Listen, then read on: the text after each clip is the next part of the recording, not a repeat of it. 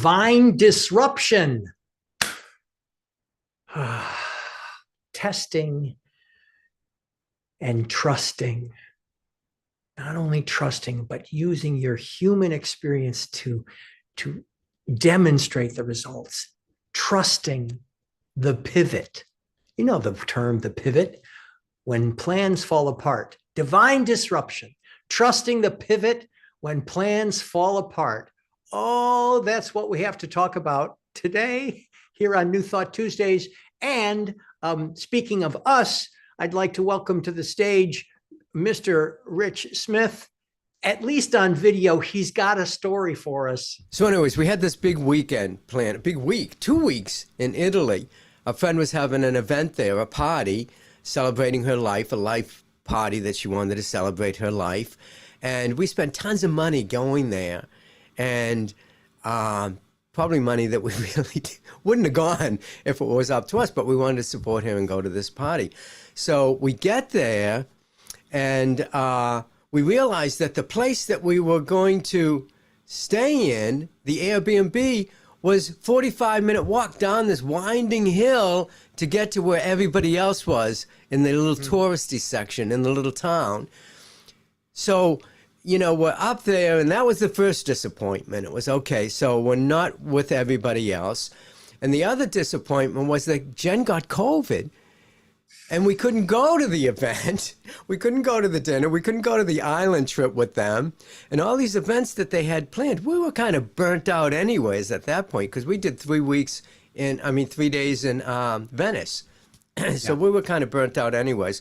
So we get there. Jen has COVID. We're stuck up on this mountain, nothing to do. And it seemed like, and I say seemed like because that's the subject of what we're talking about, it seemed like everything was against us.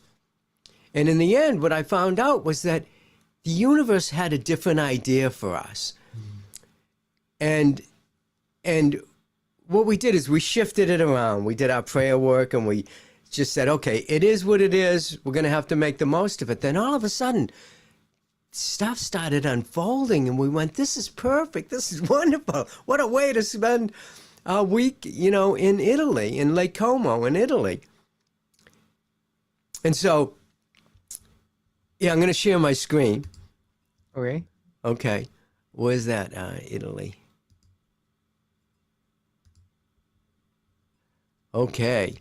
So anyways, so we're way up there in the mountains, and we couldn't go to any of the events, and Jen had COVID, so she had to stay in, and I went out for a walk to explore. I said, we got to get some dinner for tonight, and I didn't want to walk 45 minutes down the mountain, so I Googled, and I found out there's a little town up above us, a restaurant, and a little store where I could buy food, and we could cook, you know, for the 2-3 days when we were in, you know, shut down, whatever you call it, with COVID. And so I'm GPSing, and I couldn't find this road. And I'm going, where is it? It's supposed to be right here, right in front of our little Airbnb. And then I look up, and I see this pathway. And that's the road. And so the beauty of it was I discovered Old World Italy. I walked up there. And let me play this video for you. Well, the thing is, his screen is not sharing on the. So here's our view. Recording. For one so thing, I can't really show you. I can't really show you the recording with the view of it.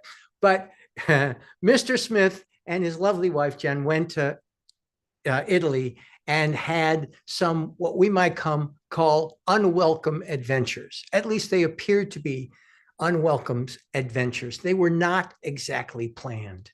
They were not actually planned at all. They had experienced and expressed great desire to be with this friend at this event. They had done their spiritual practice beforehand for ease and effortlessness. And I'll let Rich explain this at another time, his point of view, but they had some concerns about the travel. They worked through these concerns, and they had these plans. And the plans did not unfold in the way that they had wanted. And every step of the way, the unwanted, apparently, adjustments to their plans showed up as gifts. Gifts, and they were able to do their spiritual practice and recognize that they were in their rightful place. They were able to stay centered as these plans shifted. And they were able to identify that there is a greater process going on. There is a greater vibration going on. And in that process, they were able to celebrate trust. They were experienced faith. Yes, it's very true. They were not able to go to the party that they had traveled across the world to go to. And yet, the unfoldment that took place, Rich reports as having this wonderful day. There was this picture he was showing me when we were talking at the recording, and he's looking for this road, and there's no road there. He's got the GPS, and there's no road there. But if you look over his shoulder, there is a path. It's an old-time Italian path, and that's exactly what he was taking to where he wanted to be, to take care of Jen, to get a wonderful meal for them. They actually ended up going up this path and having a beautiful meal just by themselves at the top of the hill eventually. So they were able to go up the hill. And you remember he said this thing about, oh, we're up on top of this hill. We've got to go down this hill for all these events. It's a long time to get down there. But one of the things he kept talking about in his story, as he continued to tell me his story and showed me these pictures of how their perspective, their view was just amazing. And he said, if we had been down where everybody else was, we would not have had this view. We would not have had this perspective. So that's it looked like failure, but it was actually formation. Their time brought with it senses and senses of perfection and formation of delight in this case. Ernest Holmes says there's a power in the universe greater than you are, and you can use it. And so in this planning, they did something that it's an Abraham term, actually, pre-paving. They did a lot of intention setting. They did a lot of visioning and visualization for this trip. And imagine their disappointment when all of a sudden, oh, they're far distant from their friends. And then his beloved was not feeling well. And that's when spirit showed itself even more, because they both chose to see the beauty of how they were using their vibration, how they were using their intentions for not only to celebrate their friend, but for something higher. And you'll notice he even said, we were kind of a little bit out of it by the time we got to Lake Como. And so they received some beloved rest. It may have looked like a no initially, but they were able to identify that it was a yes.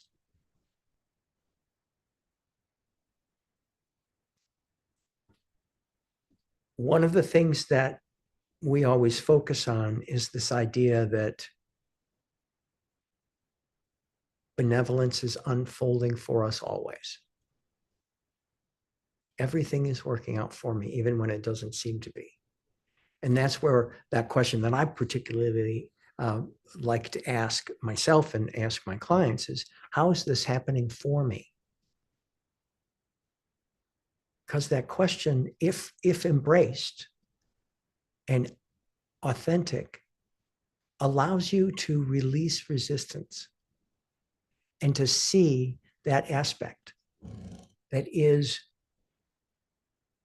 some people would call it the silver lining. I believe it's a bit more than that, that we have the divine alternative to see what we want. And as we focus on what we want, it unfolds more and more. Caveat on that is if we focus on what we do not want, it unfolds more and more as we focus on it. So it's what they both were able to understand was this divine trip was happening for both of them in a way that was magnificent. It kind of brings up a secondary thing that I wanted to go into today. Oh, and if Rich is here with his story, and the story was all about what we wanted to talk about this Tuesday, and yet again, and this is all good news, he had a client experience. He's focused on his clients right now, and that is our priority. Our priority is to focus on our clients, focus on that sense of abundance for ourselves and for all of our clients. And this is how we do it. So partially that means that Rich isn't with us as much as he might like to be. But the affirmation I'd like to look at is, I trust divine order, even when I don't see it. What I thought was a detour is the exact path to my highest good. Now, I'm going to put that in the chat for all of our folks here that are for Inner Circle. And if you're not familiar with New Thought Tuesdays, we have a membership called the Inner Circle. And after these remarks, we all get together in a quiet, confidential, personal, delightful, actually, time together till the top of the hour to talk about the subject in more depth and to bring a more sense of revealing of the truth in our understanding of the topic. So if you want to know more about that, please go to newthoughttuesdays.com. If you have any specific requests or questions, feel free to email me at deanregan, DeanRegan.com. I'll be glad to answer them, as will Rich. So I trust divine order, even when I don't see it. You might even say, I trust divine order, especially when I don't see it, because when I see divine order, it's easy to trust it. It's when we don't see the divine order that our faith guides us to that ultimate idea of love and trust and peace and harmony and abundance and order. So that's what we're here for today. God bless you all. Yes, I used that God word. We're going to go into the Inner Circle right now, and we'll see you next week. I want to thank Rich for coming back into the country safely and soundly with his lovely and healthy wife, and that we will see you all here on New Thought Tuesdays next week.